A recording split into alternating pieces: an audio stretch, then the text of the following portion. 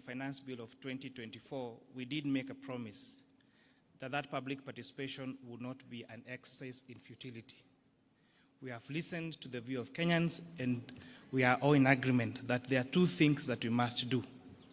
One of them is that we need to protect Kenyans from increased cost of living, and therefore the proposed 16% VAT on bread has been dropped. To support, again, on reducing the cost of living, we are doing something about vegetable oil so that we do not make it expensive for Kenyans. Transfer of mobile services is a key concern to many Kenyans, and therefore, again, we have proposed that we do not have any increase on taxation or mobile phone transfer. We have seen in the recent past the proposals that we've made on statutory deductions on SHIF and housing levy has added a loan on, especially on salaried Kenyans, and therefore we have proposed that those statutory deductions now be allowable to pay, so they will not pay an additional pay on those. We all agree that environment conservation is a key concern. The fact that we've had a drought and a few months of floods and our drainage clogs, we have agreed that we need to make a good decision about how to protect our environment. And that is what the wisdom on the introduction of eco-levy. However, imposing this on locally manufactured goods would again increase the cost of those locally manufactured goods in the country and stand a risk of making them not competitive in the East African market and globally. Therefore, this eco-levy will only be chargeable to imported finished products. And therefore, all locally manufactured items, and especially including diapers and sanitary towels, will not be subject to eco-levy. We must make sure that we become a manufacturing country and not a trading country. And therefore, the imposition of this only on imported finished products makes our locally manufactured products more marketable to the, not just reducing the price, but also making them affordable to even export. On the VAT threshold, we have proposed in our amended report to increase that VAT threshold from 5 million shillings to 8 million shillings. Therefore, small and medium enterprises that have turnover of less than 8 million shillings do not therefore have to register for VAT. On items, we have had farmers, avocado farmers, being asked to give items receipts. We've had mama mbogas who do their supplies to hotels being asked to register for items. We have proposed that these people be given exemption on items registration, and especially for those farmers and those small businesses that have a turnover of below 1 million shillings. We have had the conversation about eggs and onions and potatoes.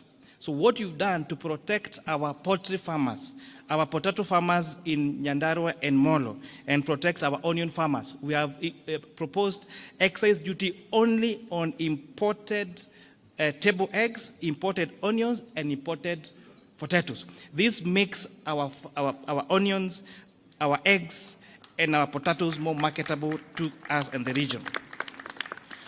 To support the fight against illicit brews in the country, we have proposed a change in excise duty to changing it from a volume to alcohol content. Therefore, those alcohol manufacturers that are producing alcohol of very high content will now be required to pay higher duty because based on the alcohol content, and those making alcohol of lower content now will pay less duty. To support our pension contributions, because one day we'll all retire, we are now increasing the amount of taxable pensions from, we are now increasing the amount allowable for tax exemption for pension contributions from 20,000 shillings to 30,000 shillings. So this is a big win for our pensioners. So we are moving our pension schemes to exempt. It is exempt at contribution and exempt when you receive your pension from 20,000 to 30,000. Yes, a month, per month. It's important to say this, per month. We have also been appraised of the money that is allocated for junior secondary school to hire all the intern teachers into permanent and pensionable terms. And the number there is actually 46,000 shillings, 46,000 junior secondary school teachers, in addition to recruit an additional 20,000. Your Excellency, we are very happy that the proposals that were brought to the National Assembly and the ones that we are proposing to the House are two amended documents. Because, again, I repeat, the exercise we did on public participation was not an exercise in futility. On motor vehicle tax, inasmuch as we agree that there is need to have money allocated to maintain our roads, and those people that are using our road more and causing tear and wear on our roads should contribute more towards fixing those roads. We have agreed that the motor vehicle tax cannot be amended through an income tax act, and also pegging it on insurance would cripple the insurance business and make it very difficult, especially for those Kenyans who take third-party insurance, and therefore that proposal has been dropped. Oh yes, sugar transportation.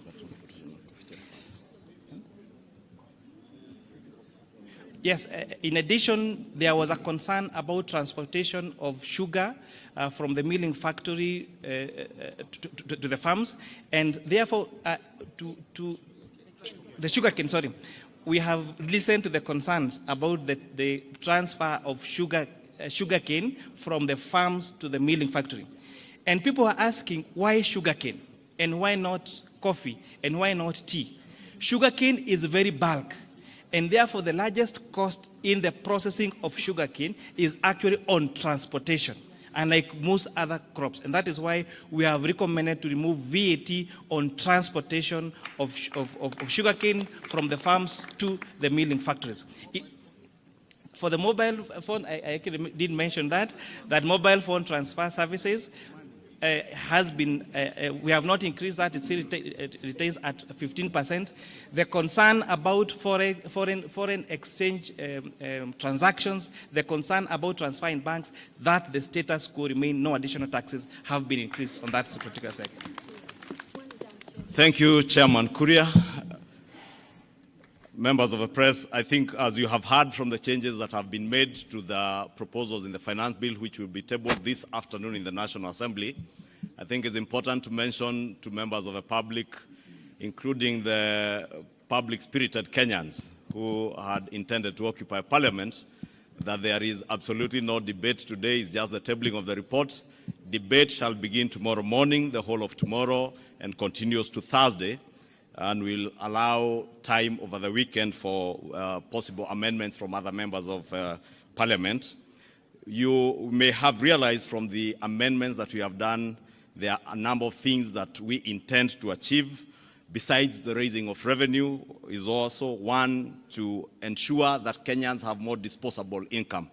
You will notice from the changes that will be proposed by the chair in the report that you table this afternoon, we are devoting more money back into people's pockets, especially the employed Kenyans who have been contributing to the housing levy. The housing levy has been proposed together with the Social Health Insurance Fund, the National Social Security Fund, and now the housing levy to be tax deductible. And that will ensure that what will be subjected to pay as you earn will be an amount less than what was there before. And therefore, more disposable income will be going to many employed Kenyans. The second thing that we intend to do is to encourage savings and investments in our country through the proposals that the chair has stipulated in terms of pensions, the allowable deductions that have been increased for pensions contributions. There's also an allowable deduction on post-retirement medical schemes to ensure that people start saving for their post-retirement, and those post-retirement savings or contributions into a medical scheme to cater for your medical care after retirement will be tax deductible and therefore tax-free. The other policy proposal in this finance bill is the protection of our local manufacturing industries and our farmers.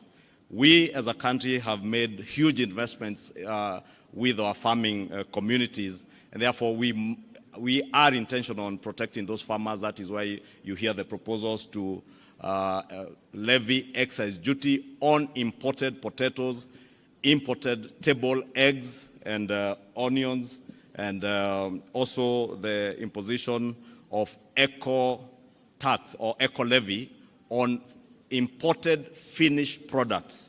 And I think, as the chair has emphasized, it is imported finished products, because when the chair and the finance committee listened to stakeholders, especially the Kenya Association of Manufacturers, a very good case was made for protection of the local manufacturing industry. Therefore, to protect our local manufacturing industry and create jobs within our economy, we are therefore levying those levies on imported finished products, right from the borders, the motorcycles, to sanitary towels that are imported, and diapers and all that. Therefore, I think we'll close it at that, unless, Your Excellency, you have something more to add.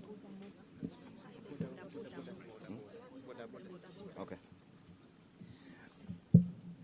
On the transport side, on borders, there has been a concern about introduction of excess duty on motorcycles.